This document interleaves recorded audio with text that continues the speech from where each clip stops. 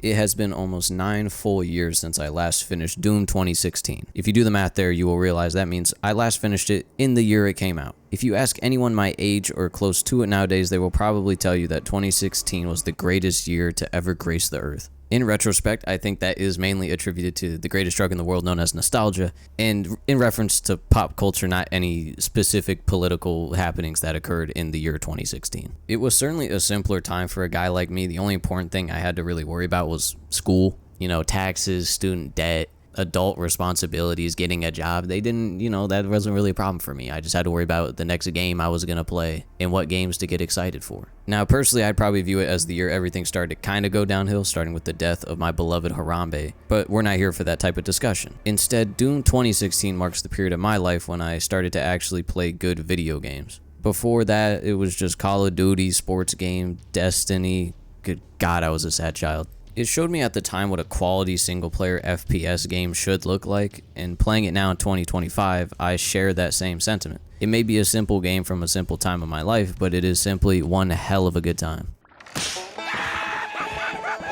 I don't usually want to talk about graphics, but this game still looks unbelievably good. There's a video that keeps getting served to me talking about how graphics peaked around this time, and while I haven't watched it yet, no disrespect, I think now that person may be onto something. Games could look this good, and I was still running it on my crappy 750 Ti and FX 6300 PC back in the day. Well, I say ran, but in reality, once I got to the first Hell mission, I had to put the game down for a few months until I got a 1060 because it ran at like 20 FPS. But still, the fact remains, I could play half this game on a GPU that may be worse than integrated graphics now. Everything from the environments, the demon designs, the guns, and especially the glory kills still look insane to me. Doom Guy doesn't say a single word in this game, but just the animations put into these glory kills, his interactions, and even just getting health from a med station do so much to convey just how angry this guy is. Also, I do want to give a special shout out this time around to the hell design. Every environment there conveys why the hell am I here and why the hell did these guys ever think it was a good idea to mess with this place. Story-wise, I'm going to be honest, I didn't really care. I also got that vibe from the Doomslayer, so that was pretty funny. It does exactly what it needs to. Dumb Elon Musk type of scientist colonized Mars and assured everyone that farming energy from literal hell was a good idea.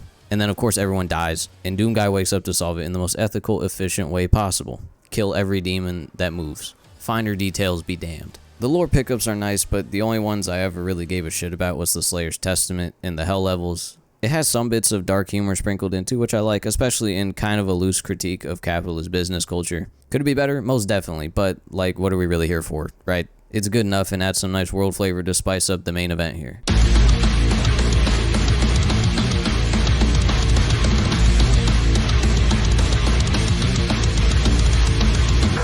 I love that the game is essentially just one giant boss fight for the demons. I can't remember playing anything else besides Eternal that made me feel like such an unstoppable force of nature more than this. The other aspect of gameplay that sticks out to me is just how much they get out of everything here. This is a real grassroots back to basics type of video game. COD fans wanted boots on the ground for years and years when this was right here the whole time, and like 10 times better. No reloading, no regenerating health, no sprint, no cover, no bullshit. Move fast, shoot fast, beat ass. Want more ammo or health? Kill more demons. Or you could pick them up around the map, but kill more demons sounds way cooler. I played on Ultra Violence this time, which I think is Mountain Dew gamer speak for hard mode, and it felt perfect for a guy like me. Enemies were very much still a threat, but it wasn't too oppressing, so my trash ash could still feel badass without too much extra effort. I don't have enough ADHD or enough coke to tackle this on Nightmare, I'm very sorry. One of my favorite aspects of this game that was amplified by a million in Eternal was using the wide arsenal of weapons to come up with my own strategy for each demon. I found all the weapons and their upgrades relatively useful except for the pistol.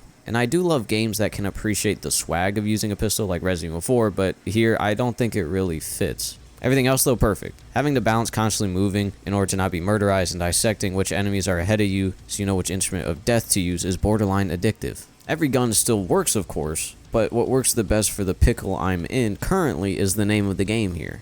I started with the explosive shot mod for the shotgun, but quickly realized for the way I like to play that the charge shot worked better when faced with aggressive enemies like the Hell Knights. Those pesky imps would try to shell me from far away, so I took the assault rifle scope. If it was a 1v1 with a big enemy, I would stun them with the plasma rifle, then line up a Tesla Cannon Siege mode headshot. Everything on its own has that simple old school gamer feeling, and then when I started to use the old noggin to hit my combos, I guess, the simplistic, high-octane, fast-paced action feels like so much more than what it says on the back of the box. I feel like unlike a lot of other shooters, Doom revels in actually trusting you to use your brain in situations and to come up with your own unique style of playing instead of just like, here's a hallway, shoot everything in sight. And I think that's what gaming is really meant to be at the end of the day. There are two extra layers I want to bring up. The first one is just these arenas. It's not a hallway shooter. There's jungle gyms of death and destruction. It's beautiful. Just sprinting around, jumping around, platforming in these visceral playgrounds. The second one, and maybe my favorite mechanic in the game, are the power-ups.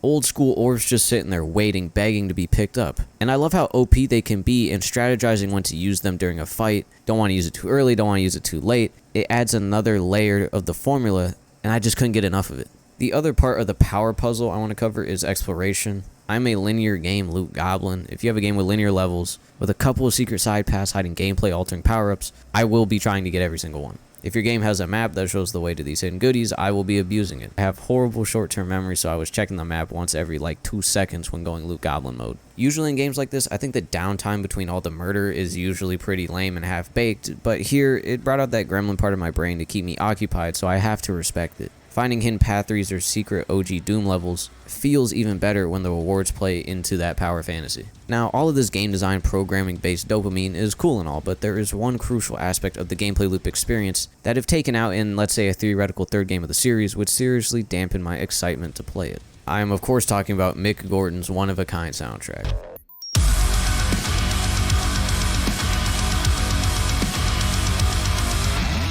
Not to downplay all the glaze I just put out for the gameplay, but I fully believe that without Mick Gordon, this reboot is not nearly as memorable. That heavy metal, high BPM, unrelenting sound is so unique in the gaming sphere, and now Doom is more than just the game where you kill demons with the super shotgun. It's the game where you kill demons with the super shotgun to badass heavy metal. I'm not going to get into all of it here, but the way he was treated with Eternal is seriously one of the most mind-numbingly boneheaded decisions in the history of modern gaming. One of the very few actually good North American game studios left, making one of the most unique shooters ever, and somehow they still found a way to fumble something this important to the game's identity. It does such an incredible job throughout the entire game capturing the Slayer's anger, that adrenaline of rip and tear until it's all gone, that I could never imagine now slaying demons to anything else. And all of this music talk kinda leads into the last thing I want to touch on.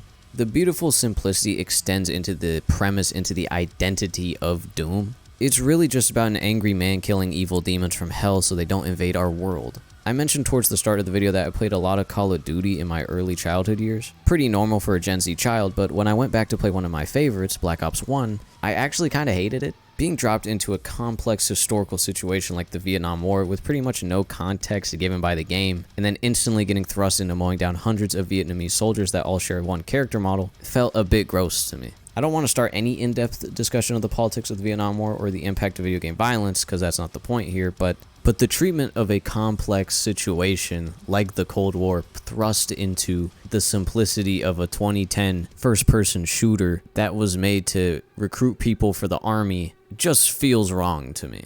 In comparison, Doom's violence feels acceptable to my ape brain. I think just as an adult now with rational thinking and knowledge of historical events, it feels a whole lot better to rip and tear through objectively evil hellspawn demons rather than Americanized depictions of non-white foreigners in my linear hallway shooters. Although I already mentioned Doom 2016 really isn't a linear hallway shooter, but that's missing the point here. Man, I really miss when Magwell wasn't political. Not that Call of Duty or like even Battlefield now really bother having any sort of real historical identity or any real identity at all. Most popular shooters seem to have become amalgamations of every single intellectual property they can get their hands on. I used to play COD and Fortnite, but now I really have no idea what they are even supposed to really be about now besides just being one big advertisement. And to take it maybe even further, a big advertisement that's designed to take advantage of children. Kudos to them, I guess, for continuing to stay relevant for mass media appeal, but something like Doom feels so much more in tune with itself. Oh god damn it, I forgot Doom guy's in Fortnite now. That's what happens when you get bought by a company like Microsoft.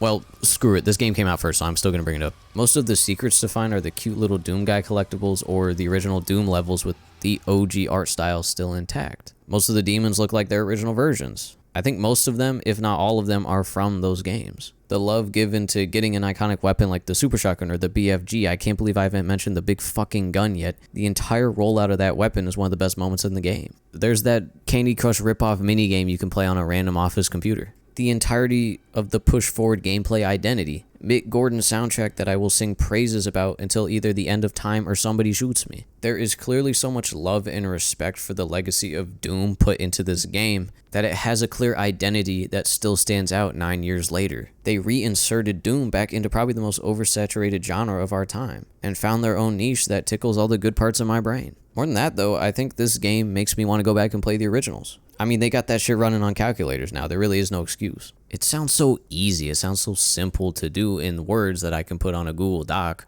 But I think this game's continued presence in the shooter landscape says that mastering the simple things is hard as hell. We're only temporarily disabling the tower. You need to remove each lens individually.